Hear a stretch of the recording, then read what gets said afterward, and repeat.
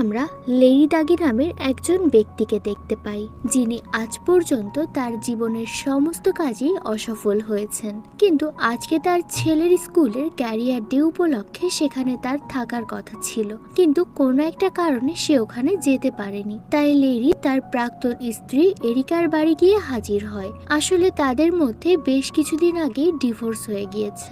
এরপর ওখানে পৌঁছে লেরি যখন এরিকার সাথে কথা বলছিল, ঠিক তখনই ওই সময় এরিকার বাগদত্তা মানে নতুন ফিয়ন্সে ডন এসে হাজির হয়। ডনকে দেখে মনে হচ্ছিল যে সে খুবই ব্যক্তিত্ব সম্পন্ন একজন মানুষ।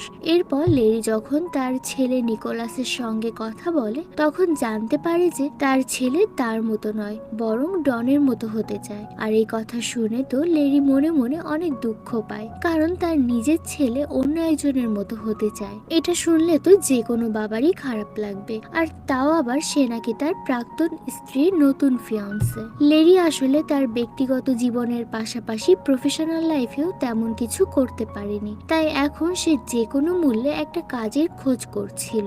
অবশেষে অনেক চেষ্টার পর লেরি মিউজিয়াম অফ ন্যাশনাল হিস্ট্রিতে নাইট গার্ডের একটা চাকরি জোগাড় করতে সক্ষম হয়। যেহেতু সে কোনো কাজ পাচ্ছিল না, তাই এই কাজটি পেয়ে সে অনেকটাই খুশি ছিল। লেরি ওখানে চাকরি পাওয়ার পর জানতে পারে যে বর্তমানে ওই মিউজিয়ামে ভ্রমণকারীরা খুব একটা আসে না, যার কারণে মিউজিয়াম কর্তৃপক্ষের অনেক লস হয়ে যাচ্ছে। তাই আগে যেখানে 3জন বয়স্ক ব্যক্তি মিউজিয়ামকে পাহারা দিত, সেখানে এখন থেকে লেরি একাই এই মিউজিয়ামটি রাতের বেলায় পাহারা দেবে। তাই এরপর লেরি তার পোশাক পরে রেডি হয়ে সেই বয়স্ক 3জন পাহারাদারের সঙ্গে প্রথমে দেখা করে। তখন তারা 3জন লেরিকে মিউজিয়ামের চাবি আর তার সঙ্গে ইনস্ট্রাকশন ম্যানুয়াল গুলো তার হাতে তুলে দেয় এবং তাকে একটা কথা বলে, তুমি কিন্তু রাতের বেলায় খুবই সাবধানে থাকবে আর সব সময় কিন্তু লাইট জ্বালিয়ে রাখবে, আর এখান থেকে কাউকে কখনো বাইরে যেতে দেবে না। লেরি তো প্রথমে তাদের কথা ঠিক মতো বুঝতে পারে না,